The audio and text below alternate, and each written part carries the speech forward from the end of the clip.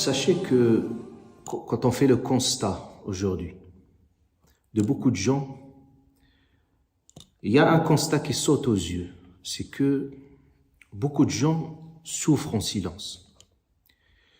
Il suffit de voir autour de soi-même et de regarder le malaise qui règne autour de nous. Vous allez voir que beaucoup de gens souffrent, et quand on analyse en profondeur la raison de cette souffrance, de ce malaise, on voit qu'il y a un point commun qui est beaucoup de personnes sentent qu'ils ont un vide intérieur.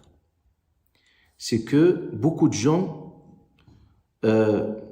voient que il y a une perte de sens. Surtout, on est dans une période difficile, une période de trouble, sombre, où beaucoup de gens sont vulnérables. Et cette souffrance-là, on la voit, et que beaucoup de gens sont en quête, en recherche du sens. Et la foi, toute la foi, c'est comment donner du sens à son existence. Si on puisse résumer, toute cette démarche spirituelle de renouvellement de sa foi, et toute la foi, elle est venue pour nous apporter des réponses à des questionnements existentiels. Qu'on le veuille ou non, n'importe quel être humain, Allah Azza wa Jal a voulu que cet être humain soit un être complexe. Il y a un corps, mais il y a une âme qui habite ce corps. Et cette âme qui habite le corps a besoin d'être nourrie. Au même titre que le corps doit être nourri, on boit et on mange. Et si on manque de nourriture, vous voyez que le corps alerte. Il y a aussi une autre alerte. C'est l'âme. Mais le corps, tout le corps, il est fait pour quoi? Il est fait pour que ce qui y habite puisse trouver son confort. Imaginez-vous si vous avez une maison, la maison l'a construit pour quel but, pour quel objectif? C'est justement pour que la personne qui puisse y habiter trouve son confort. La même chose, l'âme, ça ce qui va faire l'essence de l'humain. La preuve, c'est que quand vous allez mourir, vous allez devenir un cadavre. Vous êtes rien. C'est pas votre corps qui fait ce que vous êtes. Ce qui fait votre originalité, c'est finalement, c'est votre âme. Donc, face à cette quête existentielle, on est dans un désert existentiel. C'est comme quelqu'un qui marche dans un désert. Il a besoin de repères pour qu'il puisse se retrouver, trouver son chemin. Alors qu'aujourd'hui, beaucoup de gens, ils sont déboussolés, désorientés, départagés, disloqués, si je puis dire, comme le Coran l'a très bien décrit, hayran. Si quelqu'un il est dans le hayra, ça veut dire c'est une perte complètement de sens et d'objectif. Je pense que tout un chacun, il fait l'expérience. Quelle sensation quand vous perdez du chemin? Quand vous êtes par exemple dans votre voiture, votre GPS, il a perdu, GPS perdu, et là vous êtes complètement perdu, vous tournez au rang. Cette sensation de tourner en rond, c'est difficile et c'est éprouvant et c'est très très difficile à vivre. Par contre, quand on sait d'où on vient et vers où aller, c'est libérateur. Ça va nous permettre de nous libérer. C'est tout le sens que va prendre notre foi. Mais parfois, qu'est-ce qui nous arrive? Parfois, on oublie le fond parce que notre âme aussi, parfois, il alerte, même s'il patiente. Alors que le corps, tout de suite, il peut pas trop non plus vous laisser tranquille si vous avez faim. Mais votre âme, elle est patiente. Mais au bout d'un moment, il va vous tarauder.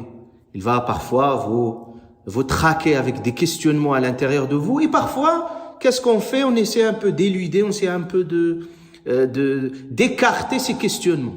Alors qu'au fond de moi-même, je me dis, c'est pas normal ce que je fais. C'est pas normal, je suis un peu perdu, déboussolé. J'ai besoin d'autre chose. Et qu'est-ce qu'on fait? Parfois, on a tendance à prendre des calmants. Les calmants, c'est les petits plaisirs du quotidien. Parce que parfois, on croit qu'on va prendre plaisir à ces petits plaisirs du quotidien qu'on va oublier. Et vous savez que le plaisir est sans limite.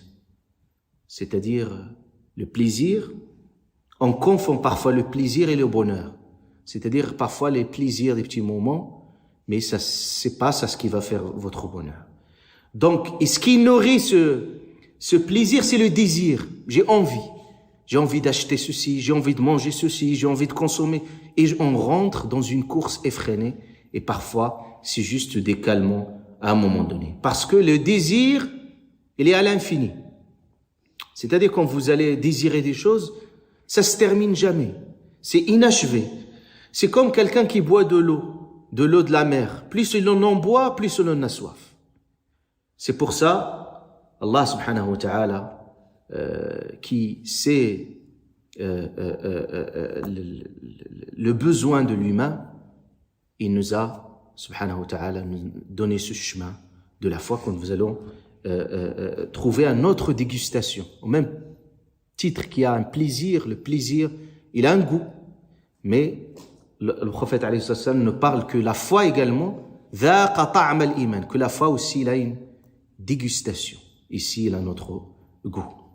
Le plaisir, il est instantané. C'est-à-dire, vous allez prendre plaisir à un moment donné. Après, ce plaisir-là, il va devenir un vieux souvenir lointain. Combien vous avez voyagé, combien vous avez pris plaisir à des choses-là? Qu'est-ce qu'il reste de ça? Il reste que des souvenirs, des vieux souvenirs. Oui, j'étais là, c'était un plaisir d'un instant et d'un instant donné. Et c'est un plaisir que je prends en mangeant, en voyageant, en faisant ceci, en faisant cela. Donc c'est pour ça, l'islam il est venu pour nous dire, c'est le plaisir de la vie, c'est pas quelque chose à l'écarter, mais lui donner du sens. Et c'est ça ce qui va donner du sens à notre vie. C'est pour ça Allah subhanahu wa ta'ala il nous donne une belle métaphore, une métaphore de ce plaisir qu'on recherche et que parfois on se dit qu'on va aller jusqu'au bout pour trouver quelque chose. C'est comme un mirage. Kasarab yahsibuhu dham'anu ma'an hatta idha ja'ahu lam yajidu shay'an. Le Coran nous donne cette très belle métaphore, il dit c'est comme un mirage. Quand on a soif, quand on est dans le désert, on a soif, de loin, on croit que c'est de l'eau. Et on va y aller, on va courir, mais quand on arrive sur place, lam yajidhu shay'an, on trouve rien. Donc il n'y a rien. Donc ça serait dommage de gâcher toute sa vie. Et c'est pour ça les gens, plus tard, qui se rendent plus tard à un moment de maturité et aussi à un moment de questionnement, que finalement, ils ont perdu trop de temps dans la recherche de quelque chose qui n'existe même pas, qui était juste une forme d'illusion.